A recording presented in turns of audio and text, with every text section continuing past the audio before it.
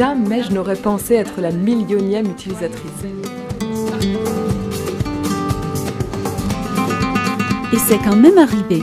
Début mars 2011, Rosa Maria Almendros, de nationalité espagnole, s'est enregistrée sur Operworld.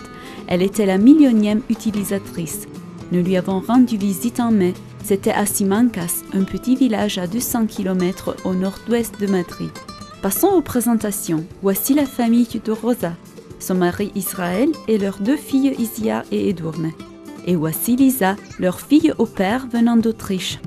Avec tout ce petit monde, rien n'est plus important que de savoir bien orchestrer le quotidien.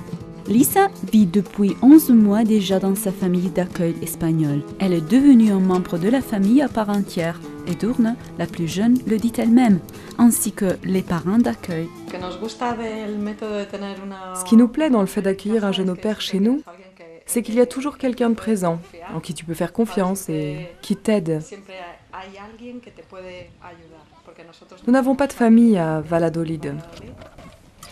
Nous ne pouvons pas compter sur la présence de nos parents ou d'autres membres de la famille. C'est pour ça que nous nous sommes décidés pour un jeune au père.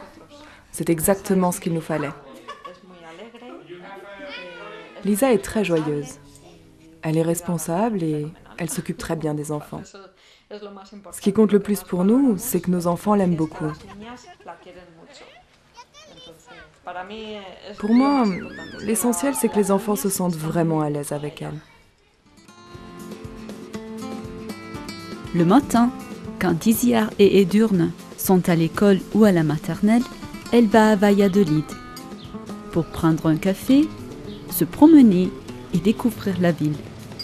Lisa peut organiser son temps libre comme elle veut, mais à Simancas, ses tâches en tant qu'au père l'attendent. Chez nous, un jeune au père s'occupe quotidiennement de tout ce qui concerne les enfants. Le matin, quand Israël et moi partons au travail, eh bien Lisa range la chambre des enfants. Ensuite, c'est elle qui est chargée de laver les habits des enfants, de les sécher et de les ranger dans les armoires. Mais ce ne sont pas là les seules tâches de la jeune au père. Lisa cuisine aussi pour les enfants, selon ses propres recettes, le midi et parfois aussi le soir.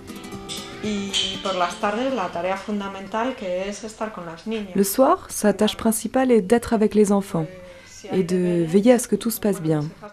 Le soir, quand l'une ou l'autre a des devoirs à faire, même si mes filles n'en ont pas beaucoup, elles font des exercices d'écriture, de calcul ou bien elles lisent ensemble. Ensuite, Lisa joue avec elles, elle les emmène au parc ou elle va à la piscine en été. Quand les enfants ont sport, elle les y emmène et va les récupérer quand l'entraînement est terminé. Elle les accompagne aussi jusqu'à l'arrêt de bus pour aller à l'école. À vrai dire, ce sont ça ses tâches principales. Ah oui, et quand une de mes filles tombe malade, eh bien elle reste auprès d'elle toute la journée. Le week-end, Lisa et ses parents d'accueil font souvent quelque chose ensemble.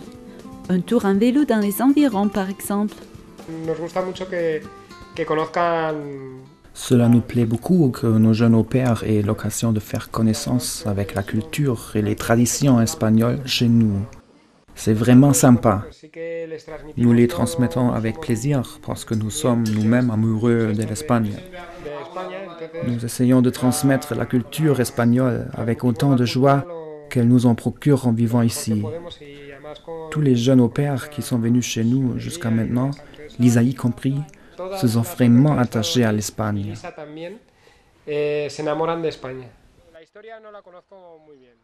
L'Espagne a une culture d'une richesse incroyable, c'est ce qui en fait un pays d'accueil exceptionnel. C'est un enrichissement culturel dans les deux sens. Rosa Israël s'intéresse tout autant aux us et coutumes du pays d'origine de Lisa, l'Autriche, que Lisa à la culture espagnole. Chaque pays a quelque chose d'unique que tu ne retrouves pas chez toi. Et les jeunes au pair te le font découvrir. D'ailleurs, quand un jeune au pair reste toute une année chez nous, sa famille vient lui rendre visite. Elle est bien entendu toujours la bienvenue. Et quand les parents ou ses proches restent une semaine, eh bien nous avons l'occasion de discuter. C'est un véritable échange culturel. La famille Almendros a déjà accueilli de nombreux jeunes au pair venant de pays très différents. Lisa est leur 7e. Dans 2 mois, leur nouvelle fille au pair, Elisabeth, originaire d'Allemagne, viendra remplacer Lisa. Elle arrive le 26, non, c'est le 23 juillet. Elle aussi aimerait rester 1 an et apprendre l'espagnol. Elle nous a déjà demandé d'ailleurs s'il y avait des cours de langue à l'université. Nous sommes en train de lui préparer une sélection de cours. Alors que Rosa et Israël se préparent déjà à accueillir leur nouvelle fille au pair, Lisa ne parvient pas à réaliser que son séjour se termine dans quelques semaines. Son année en Espagne lui a permis de découvrir que des études de langue étaient exactement ce qu'il lui fallait. Je recommande vraiment à tous de partir en tant qu'au pair, parce que c'est la meilleure expérience qu'on puisse faire. Et même si ça ne va pas être facile de se quitter, Rosa et Lisa ont prévu de garder contact après le départ de Lisa. Bien entendu, nous voyageons aussi. Et c'est là encore un autre aspect de cet échange culturel. Parfois, nous rendons visite à nos filles au pair, surtout quand elles sont restées 1 an chez nous. Nous apprécions de venir leur rendre visite et de découvrir à notre tour leur région. Nous aimons garder le contact avec elles. Et c'est ça qui est bien. Cela vaut aussi pour nous chez Au Pair World. Nous nous sommes sentis si bien accueillis chez la famille Almendros que nous les avons invités à venir nous rendre visite en 2012. Viendrez-vous nous rendre visite en Allemagne l'année prochaine et faire connaissance avec toute l'équipe d'Au Pair World? C'est risqué de nous inviter parce qu'il y a de fortes chances pour qu'on vienne vraiment. Mais nous l'espérons, nous vous attendons de pied ferme en tout cas.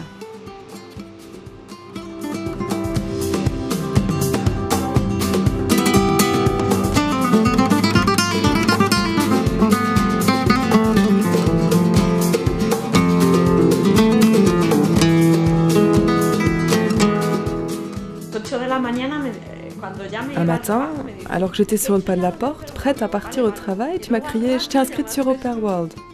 Je t'ai répondu « Ok, ok ». Et un peu plus tard, vers 14h ou 15h, tu m'as appelé pour me dire que j'étais la 1 000e utilisatrice d'Au Pair World. Je n'arrivais vraiment pas à y croire. Je t'ai répondu « Mais ça ne peut pas être vrai. Tu me racontes des histoires ». C'était vraiment très émouvant.